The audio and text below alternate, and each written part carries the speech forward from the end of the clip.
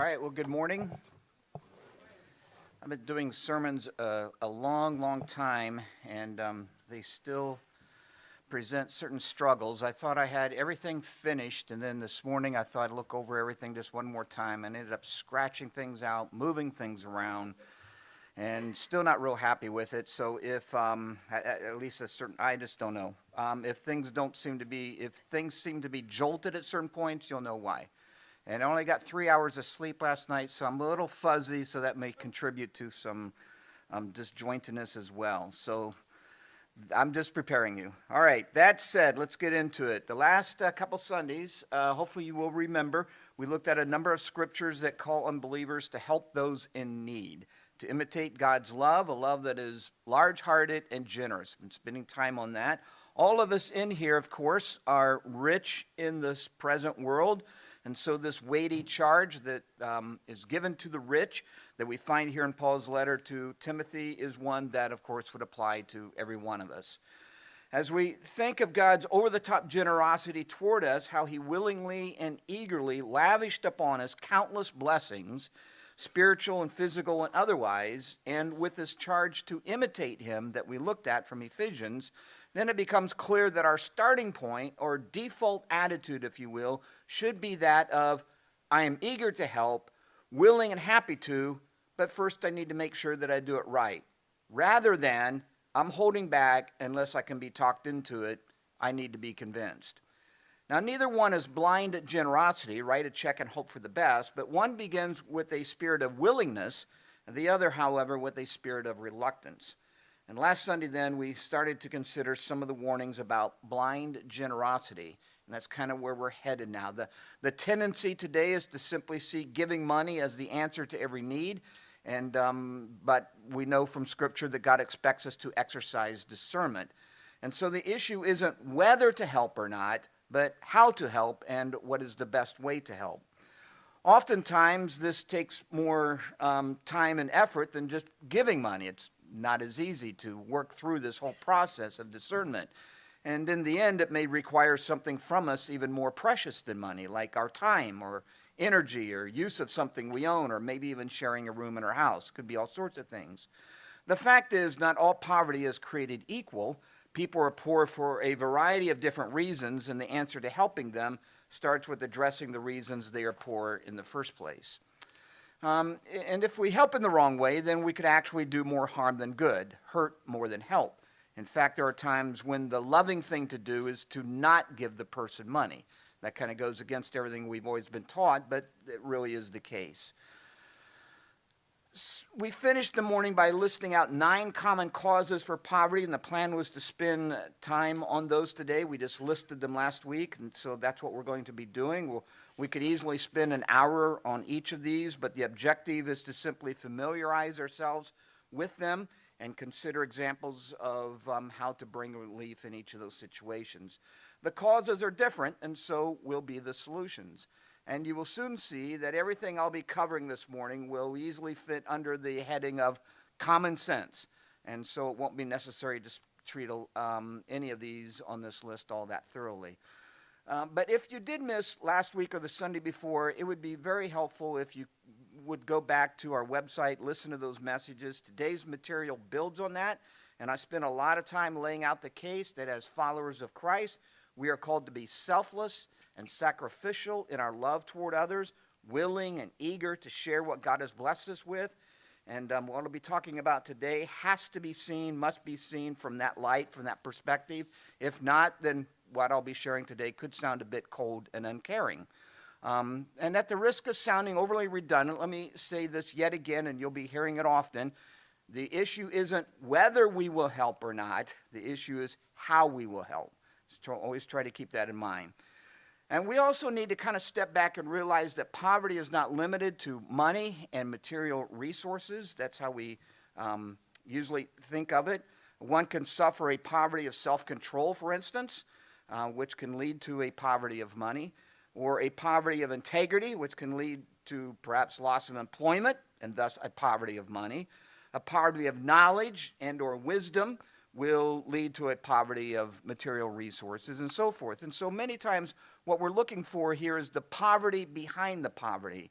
And along that line, there are types of poverty that are far worse than that of lacking the resources one needs. It is far worse to lack joy, compassion, peace, generosity, or to lack friends, happiness, reputation, relationship with God, salvation.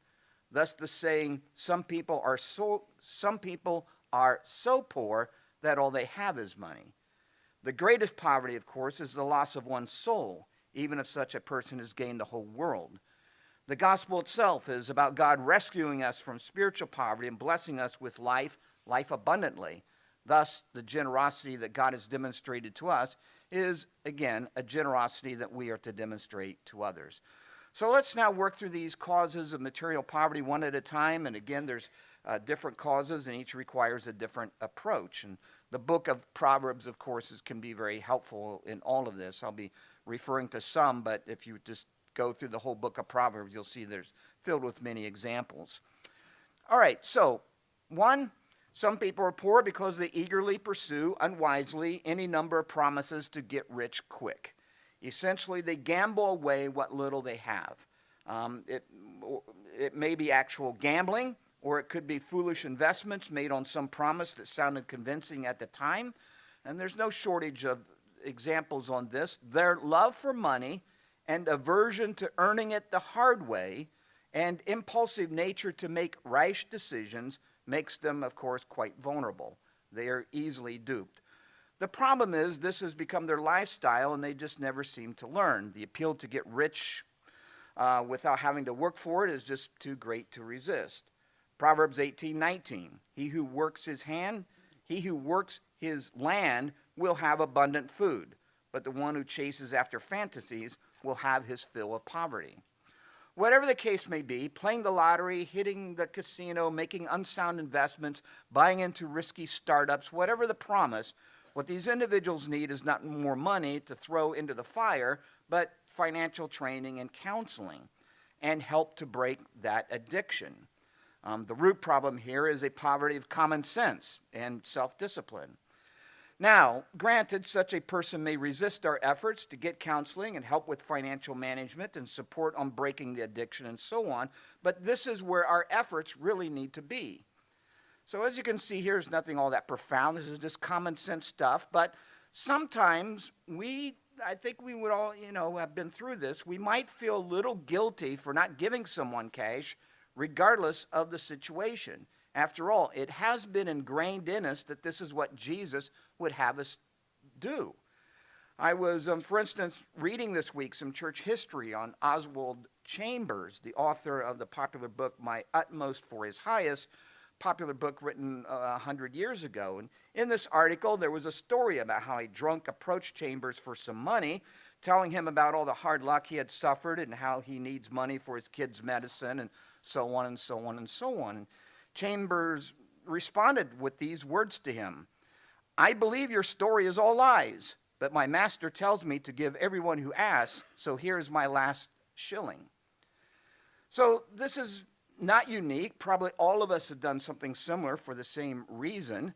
But what we have to keep in mind is that many of the teachings of Jesus weren't intended to be absolute commands that apply universally to every situation without some qualification. More times than not, his intention was to correct our orientation, pointing out what our disposition should be. Humility over pride, selflessness over selfishness, forgiveness over revenge, trust over worry, pursuing treasure in heaven versus treasure on earth, and so on. Generosity over greed and stinginess. Jesus told us to give, but there are other passages in the Bible that tell us how to give. And the fact that there are these other passages, that itself tells us that our generosity must be tempered with discernment. It is not to be blind. I think we all understand this. I mean, consider for a moment all of the qualifications that Paul put in place for widows to be helped. But yet there's a list. They must, there's a number of check boxes. So would Jesus have approved of that?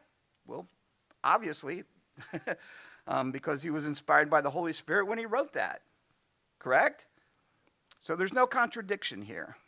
All right, number two, another cause for poverty, and this one is similar, is undisciplined spending habits, a lack of self-control in indulging one's appetites. Many people, lots of people, most people buy things they cannot afford, and they just keep doing it. And they are coveting a lifestyle, a standard of living that is beyond their means. They eventually fall into a hole of debt that they cannot climb out of. At the root of this is a poverty of contentment. For some, just paying the interest and all the debt they have accumulated is beyond their means. And our own country is a fine example of this, just a remarkable example. This year, we will spend over $1 trillion just to pay the interest on the national debt, none of which will be applied to the debt itself. That's just the interest. That's $1,000 times $1,000 times $1,000 times $1,000 for just 1 year. The example of our nation, along with the eagerness of banks and car dealers and furniture stores and so on to loan out money, are just a couple factors that have created this careless attitude toward debt in our culture. For such individuals who fall into this trap, what is needed is, again, both education and a change of behavior, assuming, of course, that they are receptive to that. And quite frankly, they probably won't be receptive to that kind of help unless their situation drives them there. That is, when the suffering becomes too great. And we can inadvertently circumvent that if we just keep bailing them out. The third cause for poverty, very similar to the others, would be sinful habits. Some are poor because they are enslaved by immoral and corrupt practices, destructive habits that consume not only their resources but also their very lives. Obvious examples would include the thousands of dollars people wastefully spend on supporting their addictions to drugs and booze and prostitutes and pornography and gambling and so on. These are addictions that bleed people to death, spiritually, emotionally, mentally, and financially, and in some cases even physically. Because the root problem is sin, the answer, therefore, is repentance, a change of behavior. And deep down inside, they themselves hate this enslavement. They want to change. And so again, the greater poverty they are suffering from here is obviously spiritual, not material. They lack something far greater than money. They lack the Lord. And our kindness, therefore, needs to be primarily evangelistic, leading them to repentance and discipleship. That said, offering some temporary immediate relief might, in some situations, be the appropriate thing to do as a way to get the process started, for instance. But the long-term solution involves a drastic lifestyle change. And we might have to help them, walk them through that and provide support, which, to speak candidly, could be a whole lot harder to do than just giving them money and walking away, because that's often the easy thing to do. Number 4, along that line, some people are poor because they are lazy and unreliable. They don't want to work. Okay, we're going to spend a little time on this one. They don't want to get a job and can't seem to keep any job that they might get. Any willingness they might have to work will be likely, there'll be all kinds of conditions. It has to be a job that they will enjoy, that pays a lot, that isn't demanding, has a boss like Mr. Rogers, allows for extremely flexible hours, come in whenever you want to and only stay as long as you want, and have coworkers who are all nicer than Jesus, And even then, they will believe that they deserve something better. And with some, no job would be acceptable whatsoever. I mean, there's always some lame excuse why they can't work. And Proverbs provides a comical picture of this very thing. The sluggard says, "There is a lion outside. I will be murdered if I go out in the streets." That kind of stuff.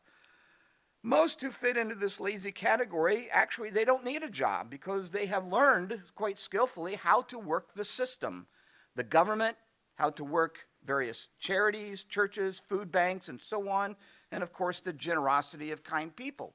They know how to do it. And here we might want to remember the golden rule when it comes to poverty relief. Do not do for others what they can do for themselves. When we step in, we take away the incentive for that person to help themselves. And we end up making them even more dependent upon us and others, something that the Bible forbids. Keep in mind that the ultimate goal is not to simply provide them with groceries and utilities. The real goal in helping someone is to get them to function as human beings made in the image of God, who can take care of themselves and become contributing members of society. If we enable people to live unproductive lives, then we end up working against God's very design, his intended purposes for them.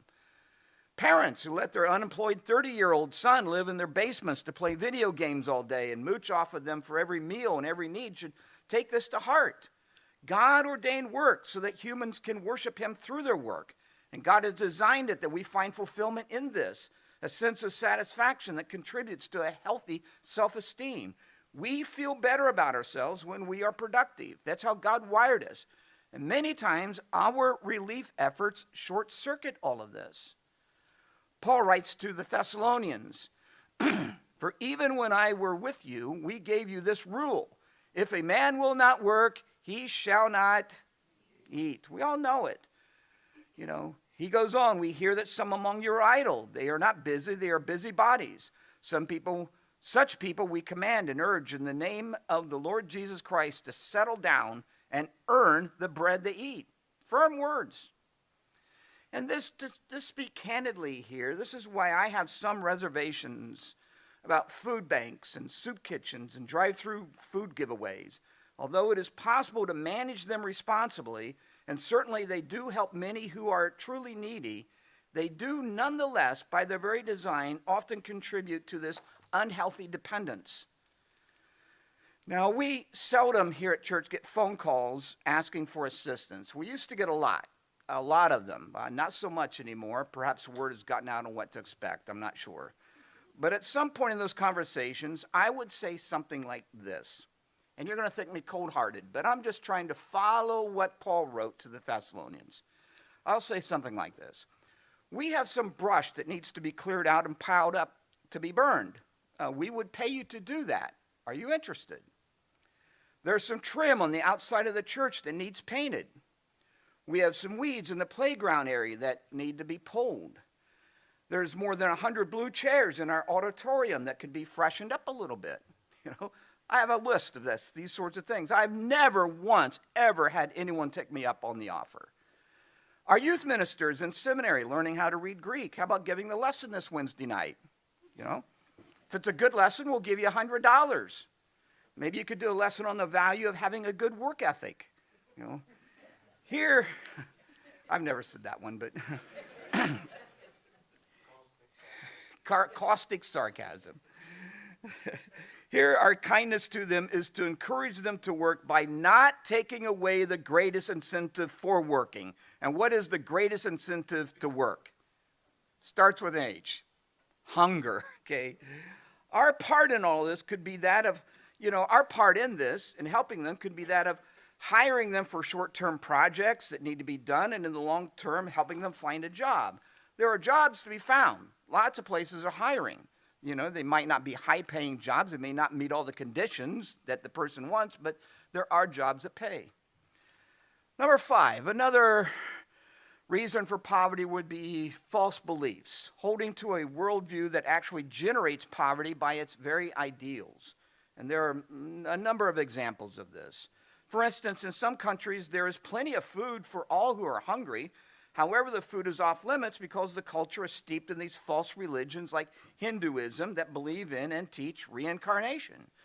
And there is actually a region in India where rats, for instance, that spread disease and eat precious food are not only a protected species, allowed to live and breed out of control, but are actually given grain to eat, grain that could be used to feed their starving children.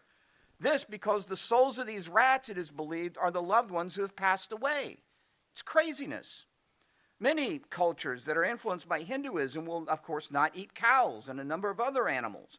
They could be raised in, these animals could be raised in farms to feed thousands, but are instead venerated as reincarnated loved ones. False worldview. Along this line, there are some cultures that are what we call fatalistic. People have been led to believe that the universe has destined them to live in poverty and that they should not try to change that destiny. Another example could be one of those wacky cults where members are expected to give most of their earnings and most of their earnings and possessions over to their leader. And he enjoys this extravagant lifestyle at the expense of everyone else. This because of the false belief that he is the chosen one of God. So lots of examples you might want to consider, for instance, how Islam contributes to poverty. Ultimately, the answer to all these would involve a conversion to the truth, to principles taught in the Bible, to a Christian worldview, which would allow them to take advantage of everything God has intended for our well-being. And so here again, our kindness to the needy would be, for instance, to support educational and evangelistic efforts in those cultures and situations. That at least is the long-term solution that that we should be investing in and working toward. Here's another cause for poverty along the same lines. Some are poor because they are oppressed by others who are taking advantage of them. This would be true of many in developing countries who live under the tyranny of corrupt governments. It doesn't matter how hard they work or how responsible they are with managing their finances and possessions, they are victims of extreme taxation or are in other ways pillaged by those in power, and they can't do anything about it. Even here in America, we might think of those who live in neighborhoods under the control of gangs or mom and pop businesses forced to pay protection to the local mafia and so on. Included in this group would be those who have become victims of unjust lawsuits and those who have had their property and assets seized by the government for unjust reasons. Another example, James, you will recall, warns employers about exploiting their workers. The popular country song by Tennessee Ernie Ford, 16 Tons, is all about, coal miners and coal haulers being paid in vouchers instead of cash. Vouchers that could only be used at the store owned by the local coal company. The system ripped off its workers one way or the other, and communities in the Appalachians suffered poverty as a result. It was a common practice 100 years ago. Fortunately, it has been banned. But the problem itself of greedy employers remains. Not all, but many. Whatever the reason for the oppression, the root poverty here is one of human rights. What the victims of this corruption need isn't necessarily money, although that would be helpful in the present need, but the greater here would be advocates who will help them get justice. That's the long-term real solution. People who will come along their side and be a relentless and powerful voice.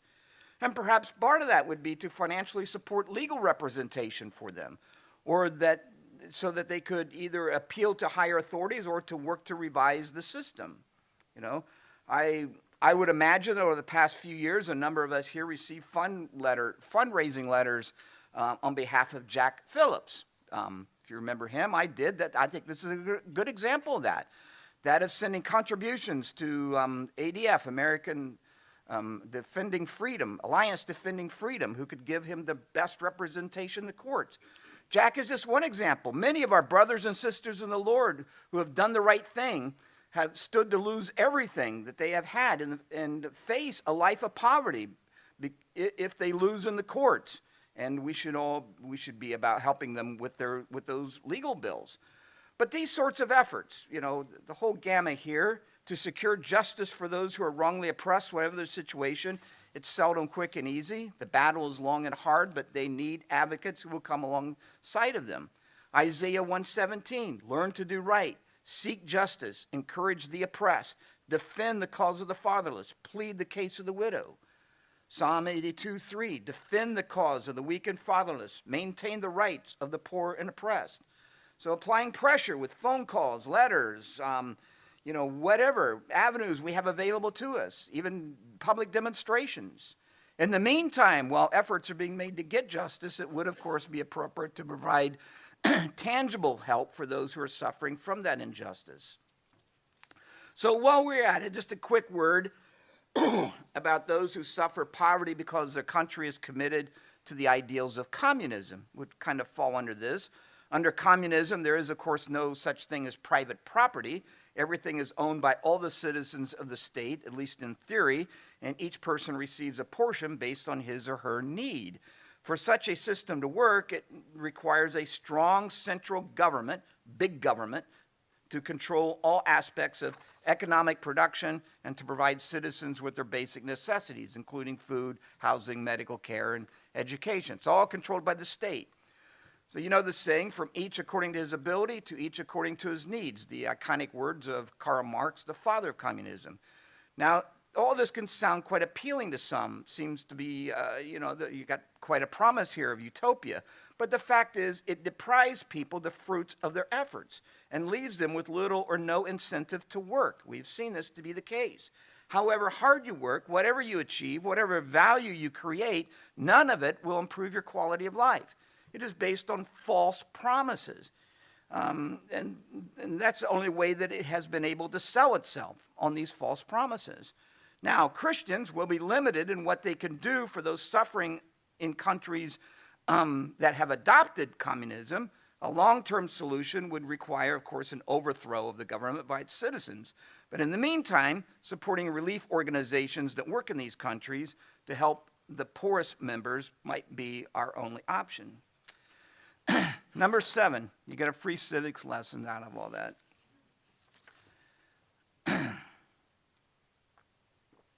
Some people are poor because those who should be providing for them are not.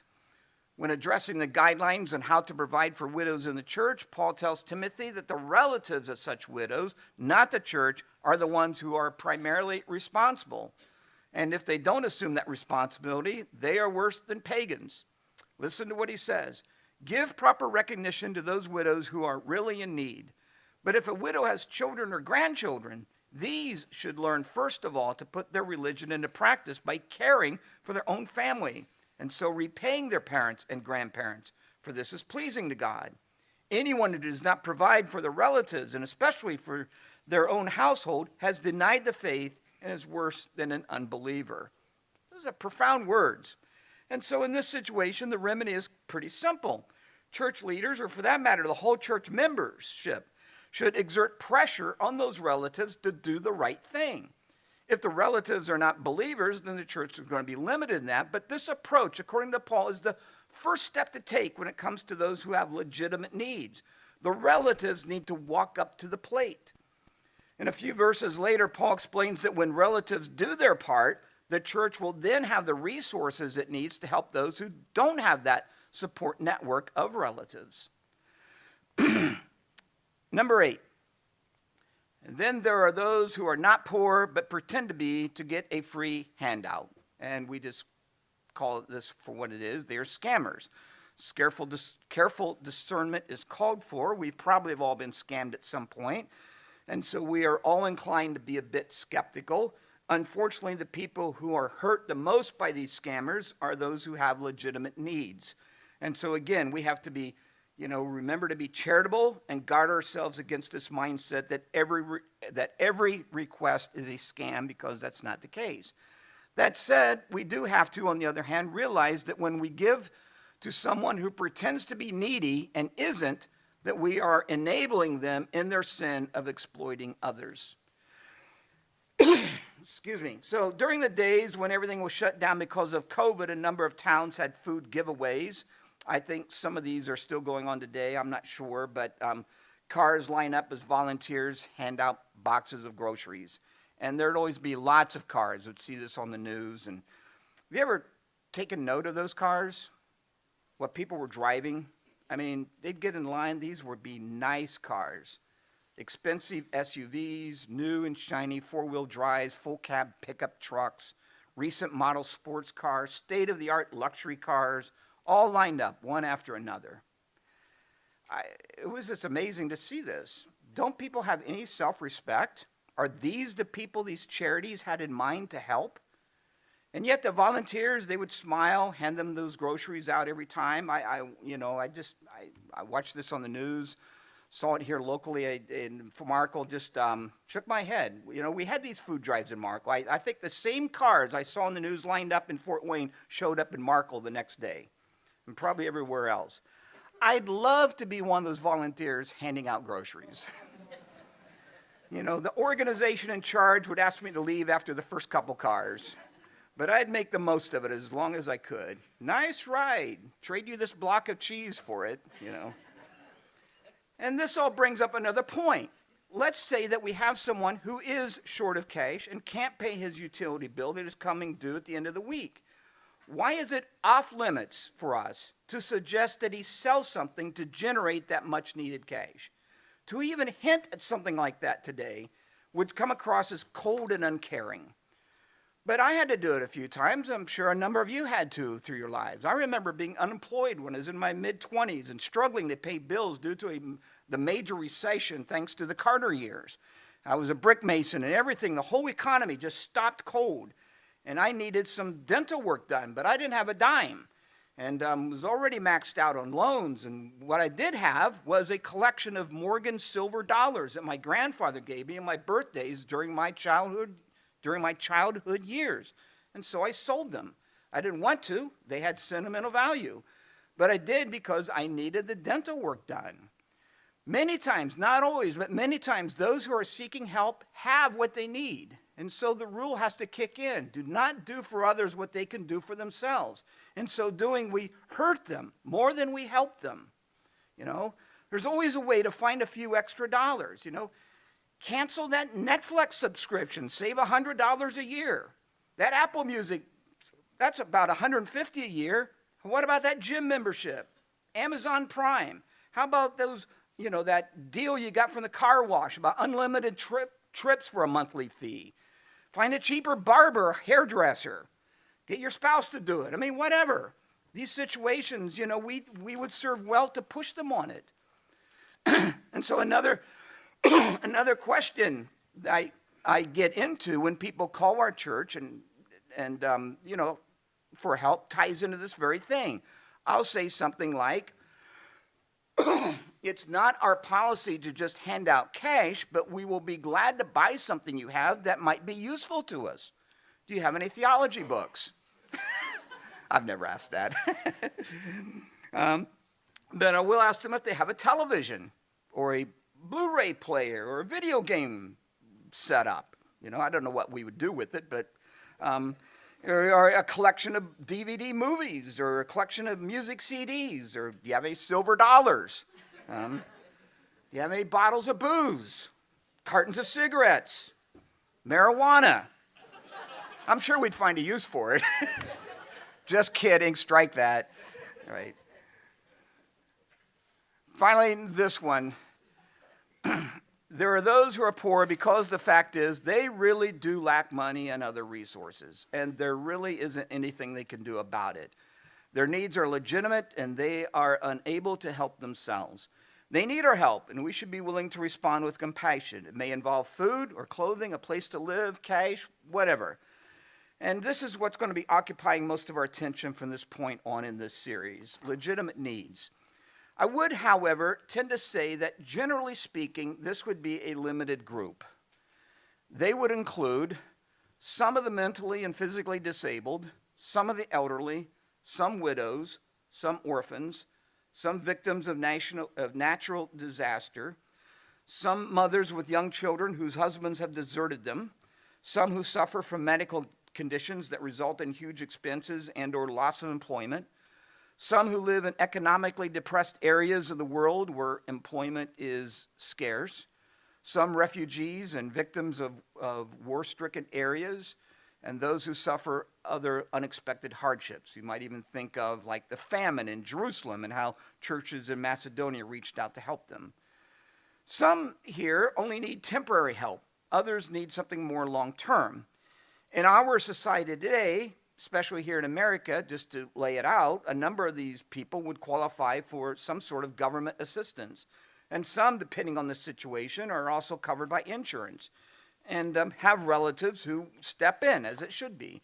But even with this assistance, what is provided can sometimes be inadequate. And these are opportunities for us. However, in these situations, wisdom and discernment is still crucial. How exactly will we help them? And for how long? And how will it be administered? And what is our long-term goals here and objectives?